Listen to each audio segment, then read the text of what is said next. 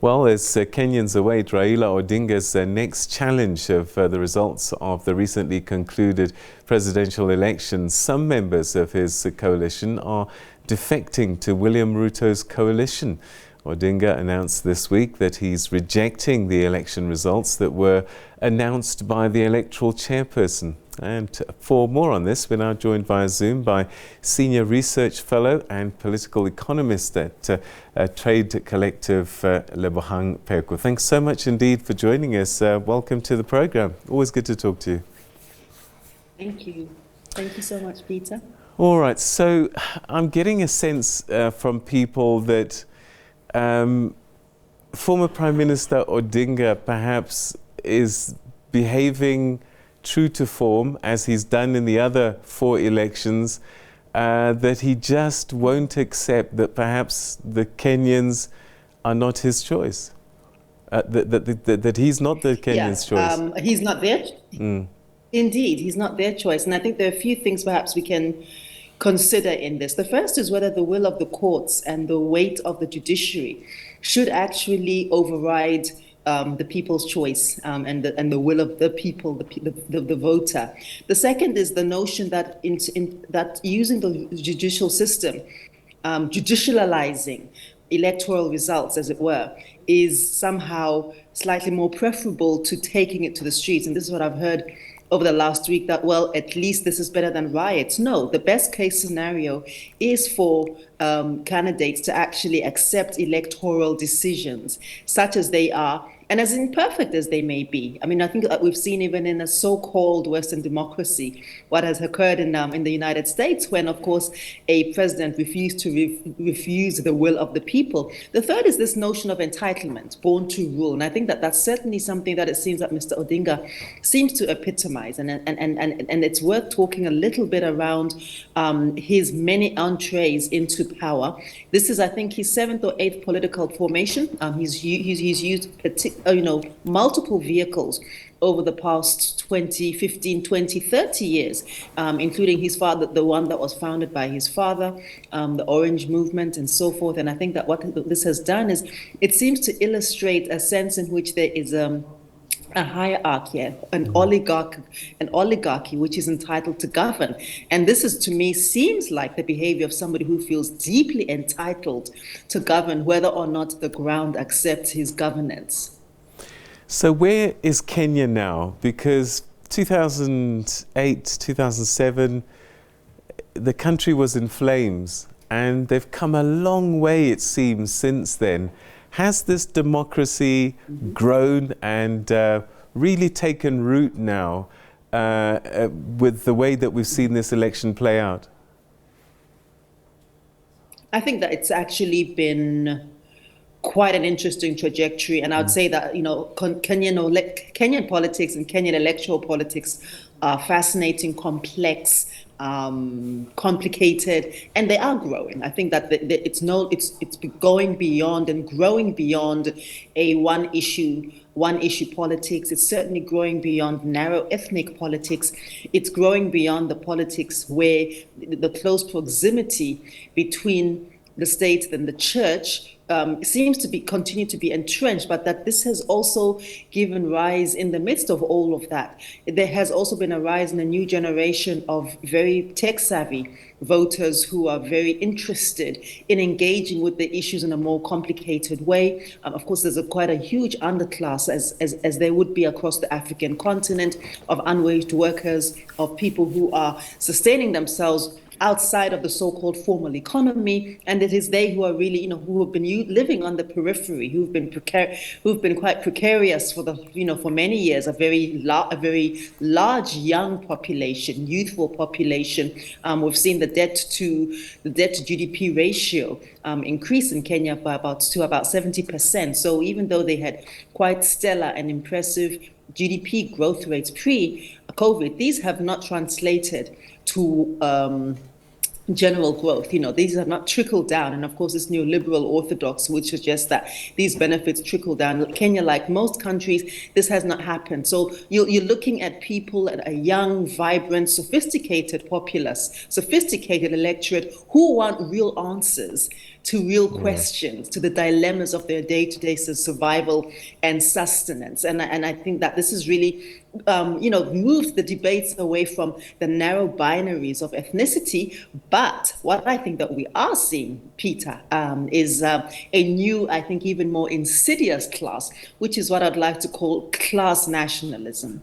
All right, I want to talk a little bit more about that, but I guess we have to go back to the things of the past, the dynasties actually that have passed over time.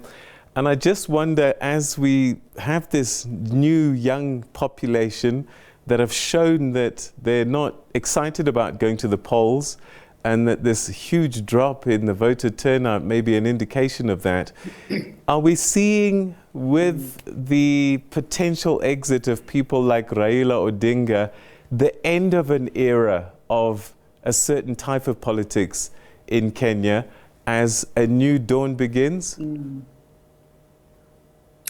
Too soon to say, and I know we keep looking for sunrises on the African continent and talk about new dawns, and oftentimes the sun doesn't rise in the direction that we had hoped. So I mean, I would be cautious in that. But I will say this: I think that you raise interesting points about intergenerational legacy and intergenerational history, and how history bearers are often, they age out, right? Even in this country, we're seeing that there's a whole generation of younger people who are less keen and who are less engaged with and attached to, for example, a Mandela legacy. And I say that with all due respect, or a Sisulu legacy. It means more to their parents and even to their grandparents. And certainly, possibly similarly in Kenya, where we have a very complicated, intricate, intergenerational dynastic form of politics, which doesn't seem to be dying out. And remember that Odinga, Odinga the first, really, Mr. Odinga Senior, who was a political rival of first President Jomo Kenyatta. So these things go back 60, 70 years before we were even born, some of these rivalries. And that what happened in that instance was, we then see almost this sense in which not only was it the narrow ethnic nationalism, but a sense in which people felt as though one ethnic group felt that they were usurped from the possibility of governing, even though it seems at the time that there was actually an agreement that President Kenyatta would take office, and although that there are disputes about how that happened, then what happens after that is, of course, President Arap Moi was the deputy president under President Kenyatta for many years. He then became a very autocratic president, especially after the attempted coup in 1982, in which Raila Odinga was implicated, and was imprisoned and exiled and so forth, and it was a very strange, murky time.